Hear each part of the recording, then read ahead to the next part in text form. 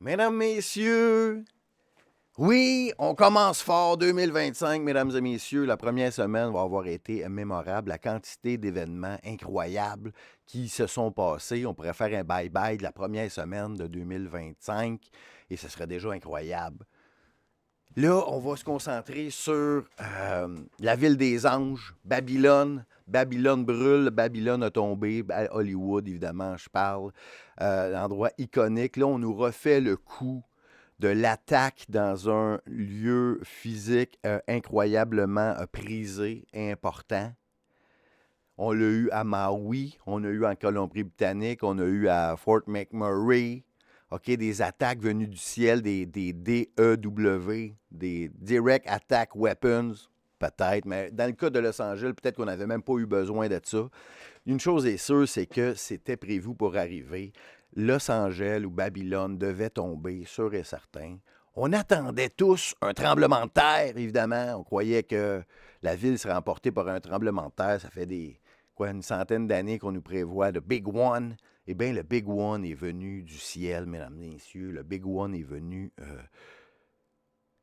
du feu. Évidemment, le Big One est venu de l'incompétence des politiques gouvernementales, du wokisme, de la gauche. On va parler de cet événement pendant probablement des centaines d'années comme une fable où on va apprendre une leçon très, très, très importante.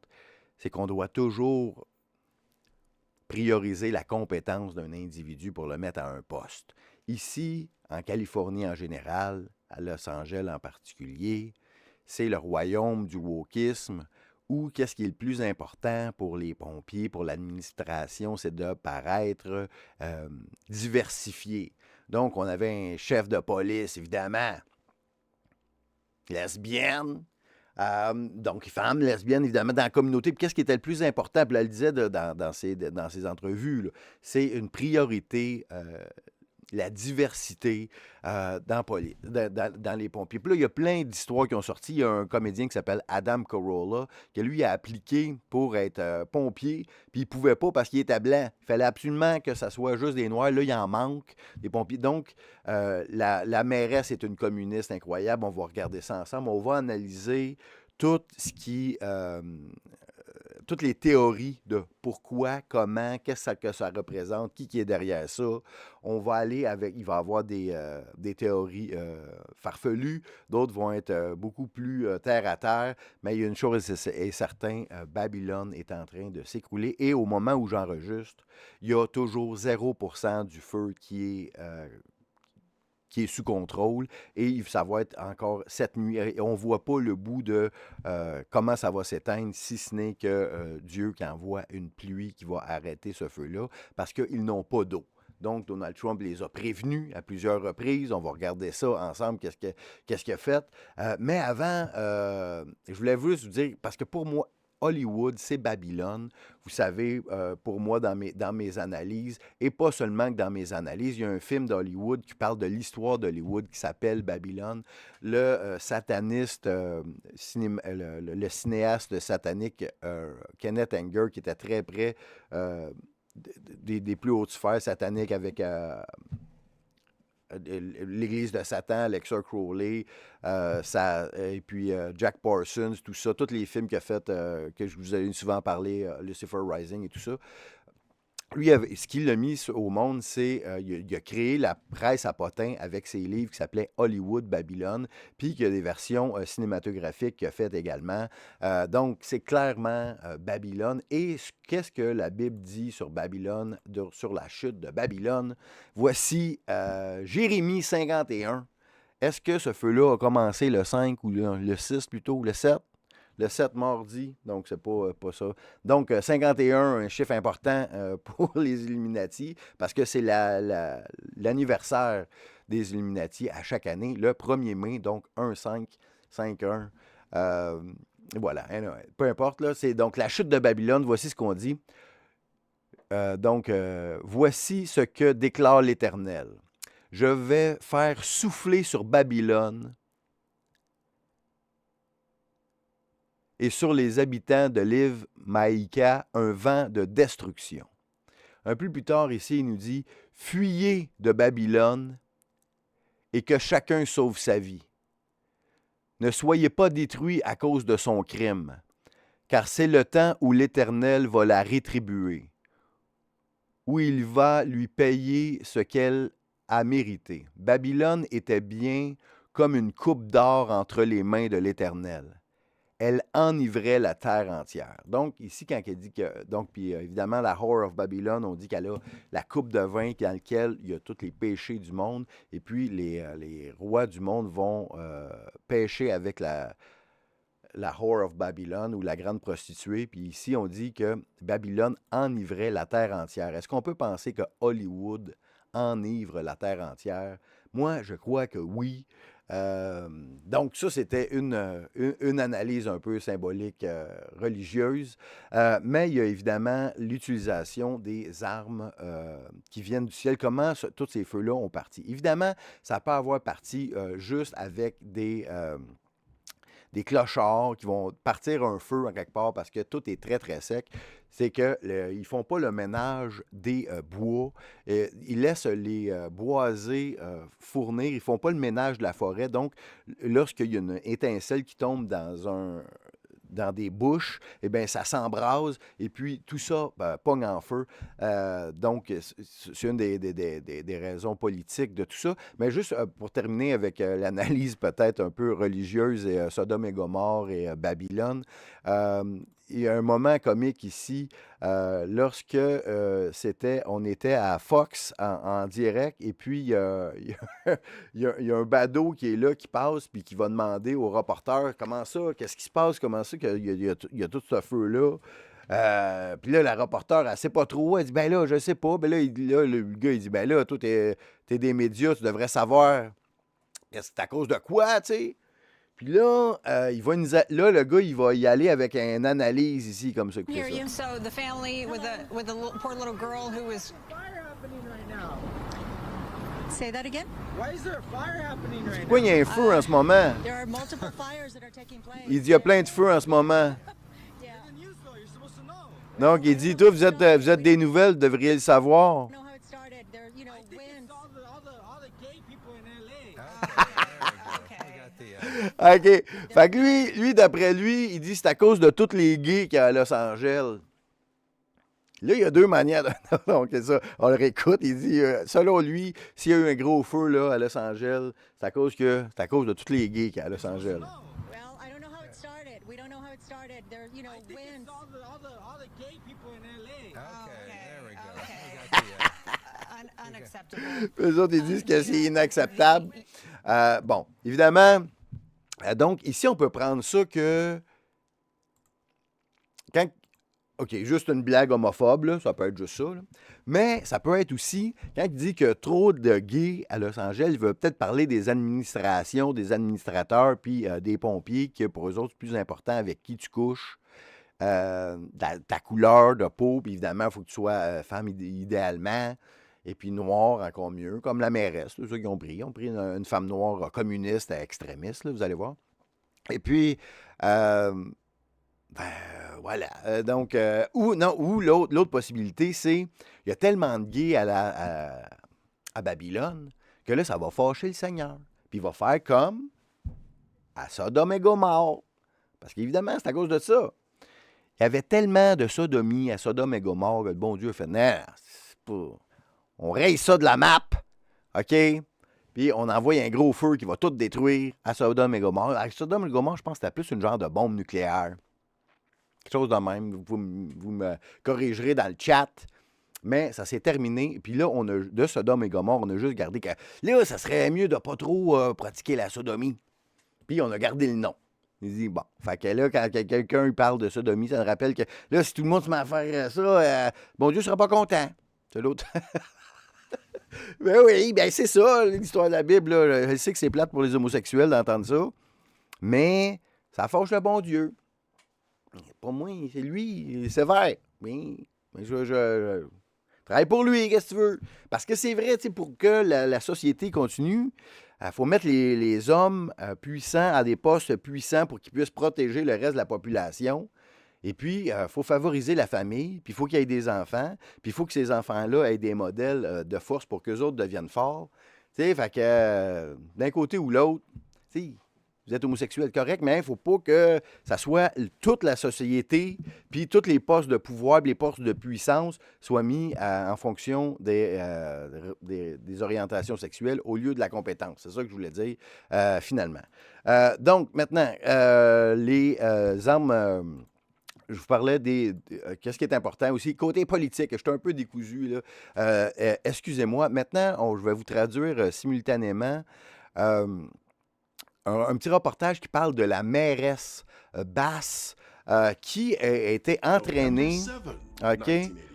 Donc, on parle ici, en 1983, la mairesse actuelle de Los Angeles, elle a été recrutée dans un programme pour les marxistes-léninistes pour avoir un entraînement communiste commandité par Cuba pour instaurer le communisme de l'intérieur. C'est ça la stratégie. Donc, on n'attaque pas de l'extérieur, on fait en sorte que la société s'écroule sur elle-même de l'intérieur, puis elle est là pour ça, puis il va nous l'expliquer, je vais vous le traduire simultanément. J'espère que le son va être correct, mesdames, messieurs. OK, on y va.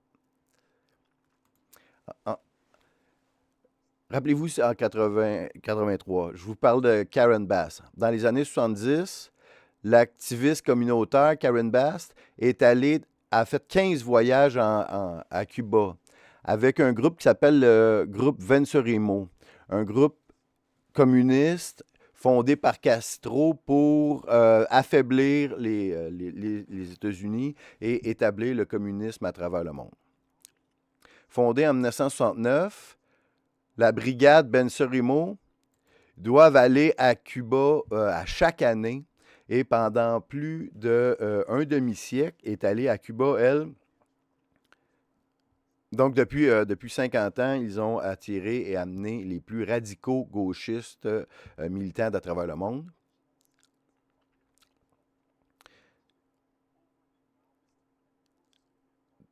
Donc, surtout des gens qui sont pro-maoïstes et pro-soviétiques, des groupes comme ça, évidemment, qui étaient pro-communistes. Dans les faits, la police de Los Angeles a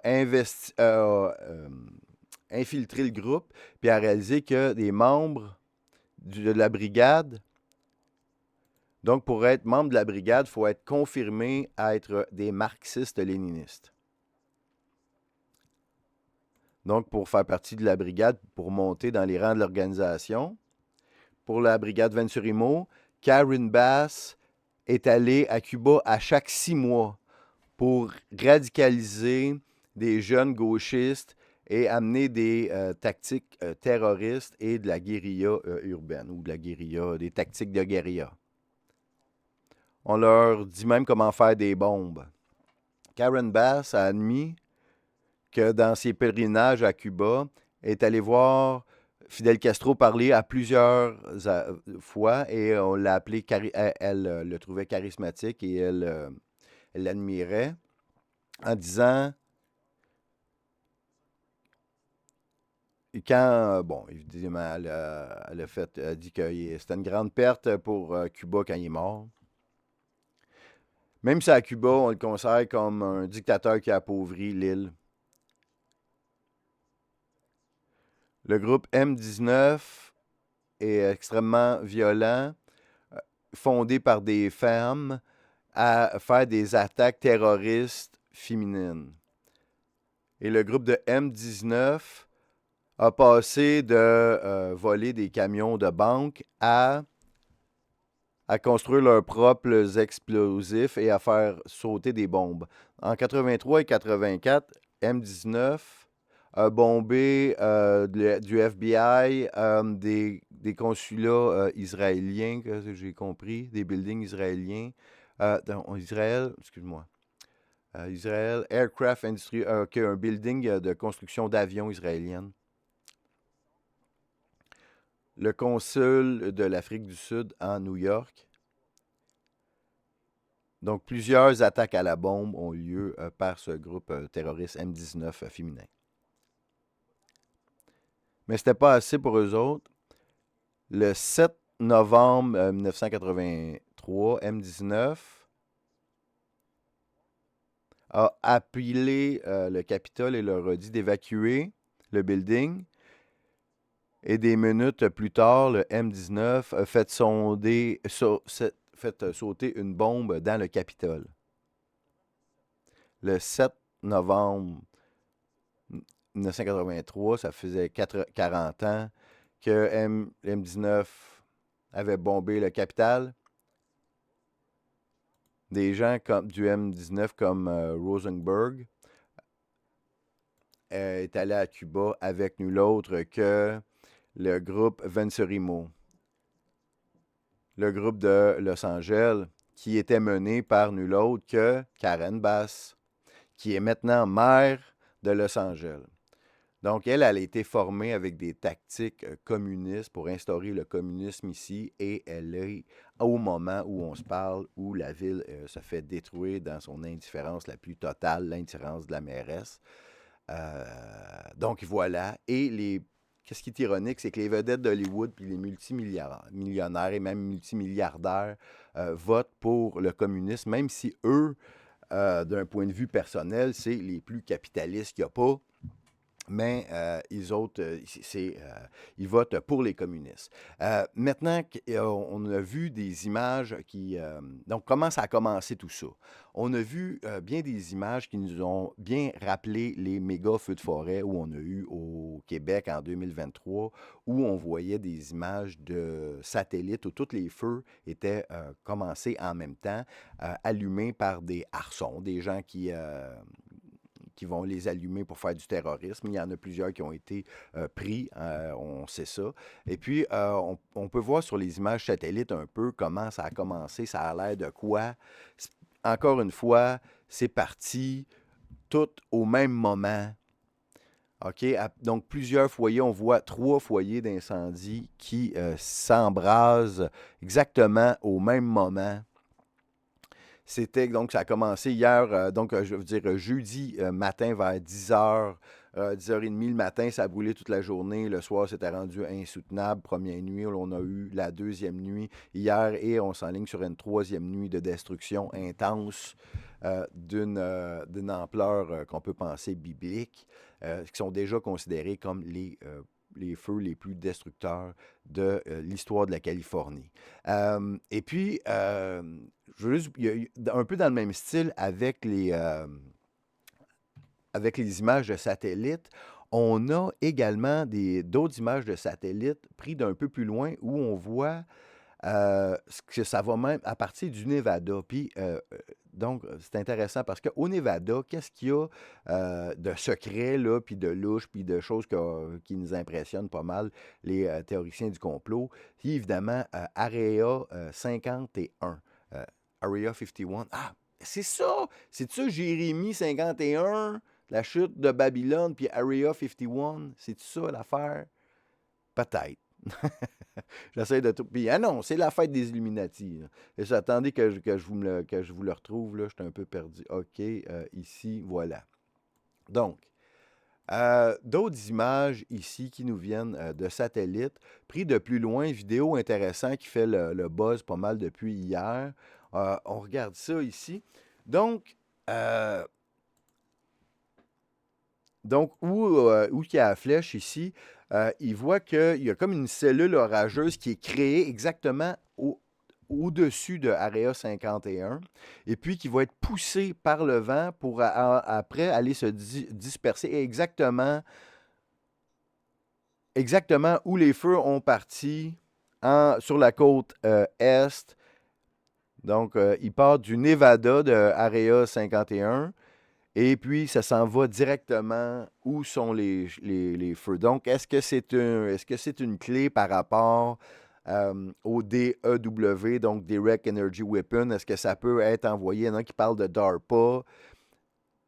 Donc, ces images pourraient correspondre aux autres images. Et puis, ce qui nous explique ici, c'est que au moment où la cellule orageuse ou la ligne orange est envoyée au-dessus du feu, il y a d'autres rayons qui passent au-dessus de Area 51 qui fait un genre de discothèque ici.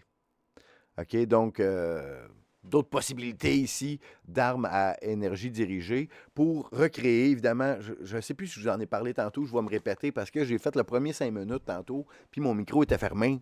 Et puis là, je m'en suis rendu compte. Fait que là, évidemment, fait que là, si je vous l'ai dit, excusez-moi, c'est qu'on veut créer des villes 15 minutes. C'est arrivé, on le sait, à Maui, c'est ça qui est en train de se faire. Parce qu'une fois qu'on a tout rasé, c'est des méga corporations qui achètent tous les terrains. Et après ça, avec la ville, ils vont créer des villes 15 minutes. En Colombie-Britannique, ça risque d'être la même chose. Dans le coin de Fort McMurray, on pense également. Donc ici, ça serait l'idéal parce qu'en 2028 va arriver les Olympiques exactement à cet endroit-là. Donc, création du village olympique, rebâtir les infrastructures. Donc, si on veut faire du Build Back Better, il faut détruire en premier. Et puis, quel est le meilleur moyen de le faire, de rebâtir une ville? On l'a vu un peu à Montréal, comment ça a changé quand il y a eu les Olympiques. On a vu l'année passée à Paris, lorsqu'ils ont mis des passes sanitaires, ou pas des passes sanitaires, mais des passes pour passer d'un quartier 15 minutes à un autre pour les compétitions. Donc, c'est une manière de faire avancer l'agenda l'agenda 2030. Et puis, mais le plus gros problème, vous savez, mesdames et messieurs, c'est le problème d'eau. Il n'y a pas d'eau pour éteindre les feux. Donc, s'il n'y a pas d'eau pour éteindre les feux, regarde, c'est la base là, d'être un maire ou une mairesse en quelque part, c'est de s'assurer que les pompiers ils ont de l'eau. Ça, c'est la première affaire que tu fais, parce que sinon, tu vas passer dans un grand feu. Parce que toutes les villes, dans leur histoire, semblerait-il, ont eu un grand feu. Et puis là, on assiste au grand feu de Los Angeles. Et puis, il y a deux personnes très connues qui ont averti les gens ici. Joe Rogan, qui parlait avec son chum à Los Angeles, pompier, et puis qui avait bien averti. C'est une question de temps, mesdames et messieurs, avant que tout brûle. On écoute Joe Rogan.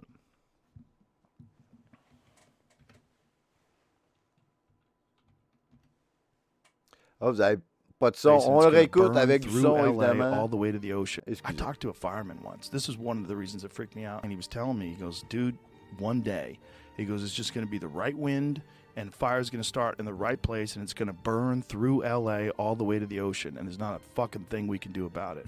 I go, really? He goes, yeah, we just get lucky. He goes, we get lucky with the wind. He goes, but if the wind hits the wrong way, it's just going to burn straight through LA and there's not going to be a thing we can do about it. Because these fires are so big, dude. When they're talking about like thousands of acres that are burning simultaneously with like 40-mile-an-hour winds. And the wind's just blowing embers through the air, and those embers are landing on roofs, and those houses are going up, and they're landing on bushes, and those bushes are going up, and everything's dry.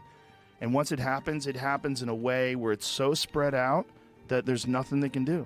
There's nothing they can do. You just have to evacuate, right? Nothing they can do. Hein, Joe Rogan? L'avais-tu collé? Oh, what? Question de temps, à date, on a juste été loqueux. Parce qu'il faut comprendre que dans les politiques énergétiques que le gouvernement a mis, c'est qu'il y avait plusieurs barrages sur des rivières qui servaient de bassin pour prendre l'eau. Mais là, le maire woke, pas le maire woke, le gouverneur woke, Gavin Newsom, que Trump appelle Gavin Newscom, lui, il a décidé de retirer ces barrages-là puis de redonner le contrôle de la rivière aux Amérindiens. Là, ça fait beau, hein, mais ça fait qu'on n'a plus d'eau. OK? Et autre affaire, c'est que les pays qui ont du bon sens, qui sont à risque de feu de forêt, ce qu'ils font, c'est qu'ils font le ménage de leur forêt. Ils enlèvent les petits buissons secs pour pas qu'ils pognent en feu. OK? Mais comme c'est pas assez écologique faire ça, enlever les petits buissons. Donc, en Californie, on a décidé depuis des décennies de ne pas ramasser les buissons secs qui s'embrasent et puis ça met la population en danger. Après ça, on met une mairesse communiste, après qui va nommer un chef de pompiers lesbienne ultra woke que la priorité, c'est d'aller dans les parades gays au lieu de se préparer. On n'a pas d'eau. Bien évidemment, ça ne sert à rien d'avoir des pompiers si tu n'as pas d'eau. Quand même que la chef de pompier n'aurait pas été lesbienne, ça aurait sûrement été mal pareil. Mais si, évidemment, peut-être que le pompier qui a du bon sens, le chef de pompier, il aurait sonné l'alarme. Il aurait collé une conférence de presse. Il dit, garde, s'il y a un gros feu, on n'a pas d'eau à cause des politiques du gouverneur. Mais là, s'il fait ça, il va perdre sa job. Fait que dans le fond, ultimement, c'est le gouverneur. Puis, évidemment, Rogan, évidemment, ça, c'était en juillet qu'il avait dit ça. Mais ce même Rogan a reçu nul autre que Donald Trump pendant la campagne. Puis Donald Trump lui-même va coller à la shot pour dire Newsom est vraiment trop cave avec l'eau. Il fait en sorte que la population n'a pas d'eau. En campagne, ça fait pas He said, 3 mois. We have no water. I said, do you have a drought? No, we don't have a drought. I said, why do you have no water? Because the water isn't allowed to flow down. It's got a natural flow from Canada all the way up north. Water, more water than they could ever use. And in order to protect a tiny little fish, the water up north gets routed into the Pacific Ocean. Millions and millions of gallons of water gets poured. I could have water for all of that land, water for your forests. You know, your forests are dry as a bone. Yeah. Okay? Dangerous. That water could be routed. You know, you could have everything. Oh, not only dangerous, billions of dollars a year they spend on forest fires. And, you know, there's a case with the environment. They're not allowed to rake their forests because you're not allowed to touch it. And all they have to do is clean their forest, meaning rake it up, get rid of the leaves, get rid of, leaves that are sitting there for 5 years. And We'll certainly get rid of the dead fall. And get rid of the trees that have fallen Yeah. that, are Hein? Et puis, c'est pas la première fois. Donc, si on va fouiller, il a calé Newsom là-dessus, ou Newscom, à plusieurs reprises dans le passé pour dire que tu gères pas l'eau correctement puis tu vas avoir des gros problèmes. Fait que là, notre Newscom, qu'on l'a vu, les mains dans les poches, il check le feu faire. Puis... Lui, Newscom, là, si vous savez pas c'est qui, imaginez-vous Justin Trudeau, gouverneur de la Californie. Il est pareil. Beau bonhomme, tout parabène. Dit la même affaire, la même marde. Son même ami, je me rappelle, il a fait des vidéos selfie ensemble. Chumé. Justin Trudeau. Même affaire. Puis là, lui, il était supposé de. Il est pressenti pour être le prochain candidat démocrate en 2028. Il veut courir pour la présidence américaine. Je pense que son chien est mort là-dessus avec la beauté de ce coin de pays qu'on a tous en tête à travers le cinéma. Hollywood, Sunset Boulevard, Malibu, Beverly Hills. Bye-bye. Babylone a tombé, mesdames, messieurs. Puis là, CNN qui est là avec l'infâme Anderson Cooper, qui est dans la cabale, lui, avec. Là, partez-moi pas sur lui, là, en aurait long à dire. Mais anyway, lui, il se rend... Parce que là, évidemment, c'est l'événement mondial le plus incroyable depuis longtemps, ce feu-là. Fait que là, il se rend là, en feu. Puis là, il voit le gouverneur Newscom. Puis là, on a l'entrevue ici. Phase. We're in the public safety phase. I hate to even ask this question, but the president-elect chose to attack you, blame you for this. It's one can't even respond to it. I mean, it's people are literally fleeing. People have lost their lives. Kids lost their schools. Families completely torn asunder. Churches burned down. This guy wanted to politicize it. I have a lot of thoughts, and I know what I want to say. I won't. I stood next to the President of the United States of America today, and I was proud to be with Joe Biden. And he had the backs of every single person in this community. He didn't play politics, didn't try to divide any of us. Hein? Quand il y a un politicien là, qui a fait une erreur dans sa gestion, il veut vraiment pas politiser l'événement. Hein? C'est vraiment pas le temps de politiser l'événement. Sauf quand il va être le temps de dire, ben c'est sûr des feux de même. À cause des changements climatiques, il va en avoir de plus en plus. Ça, c'est exactement politiser l'événement, faire ça.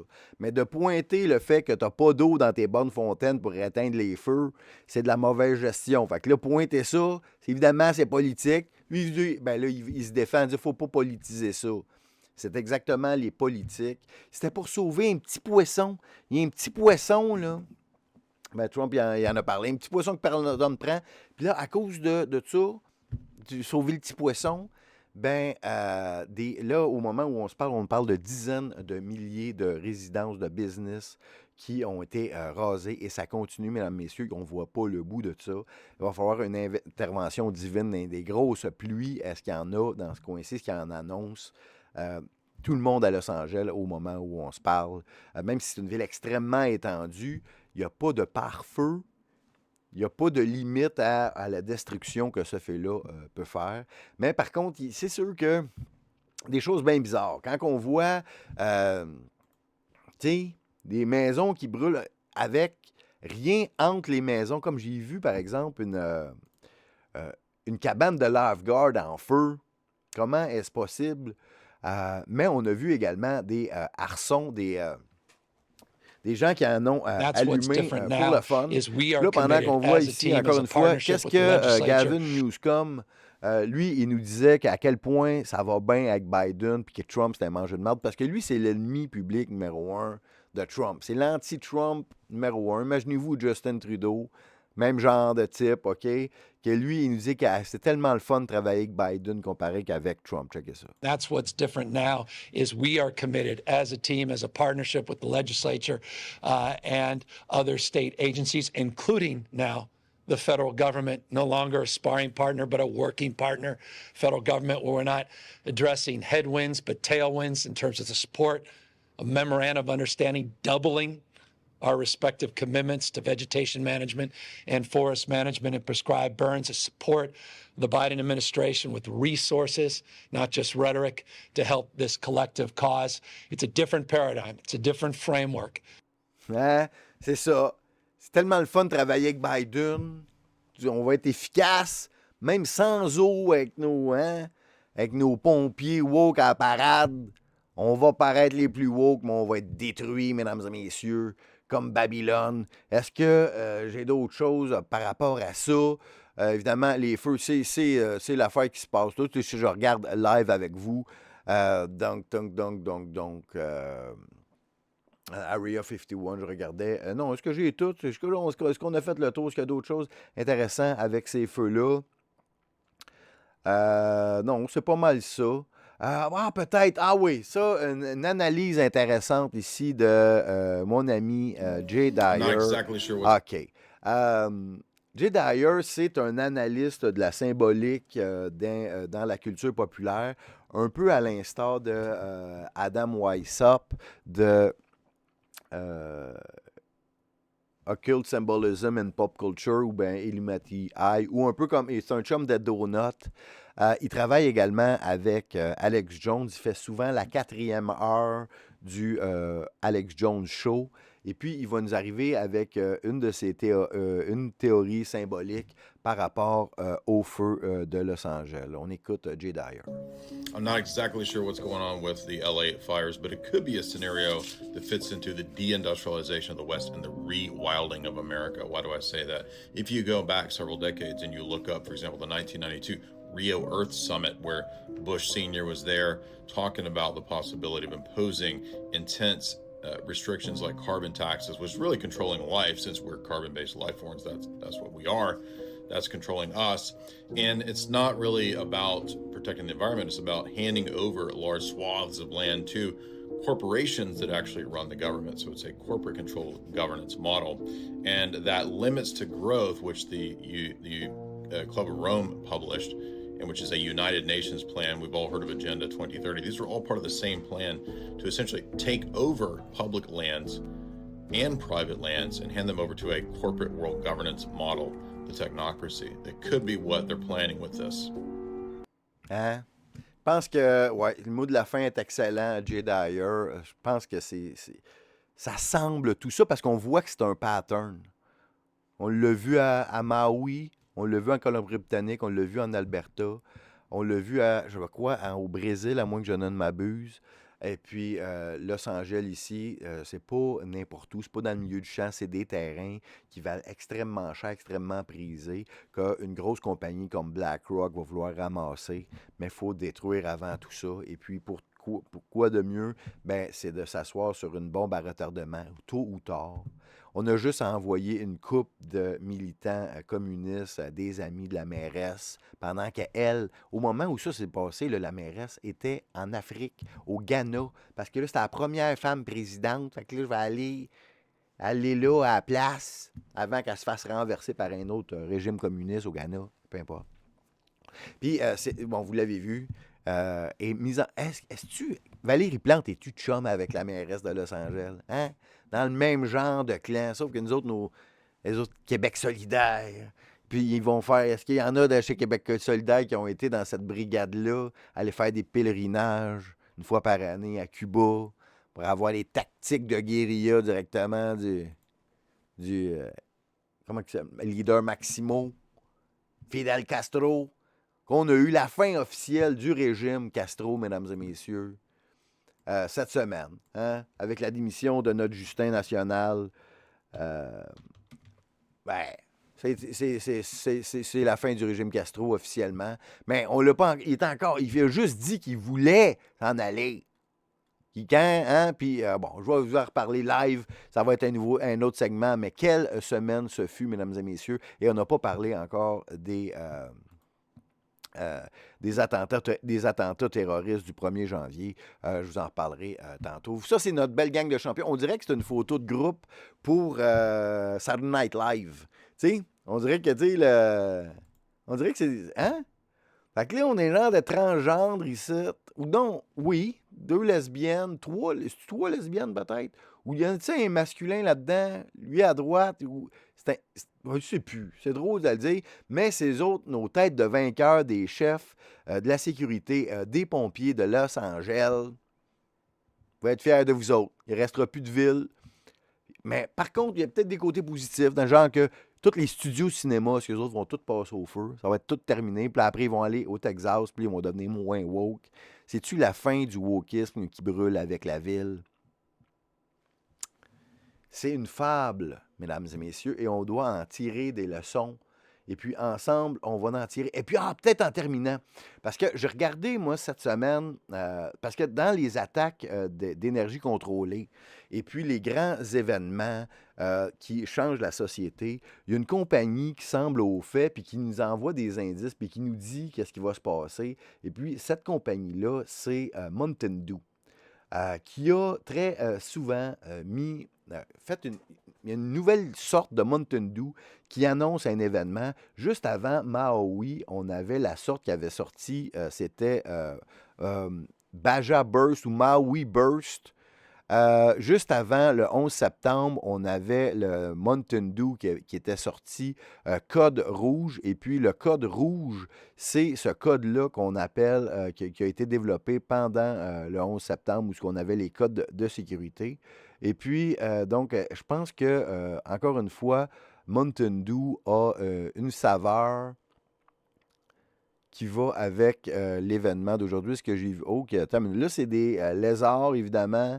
On va l'écouter avec le son, ça là, peut-être.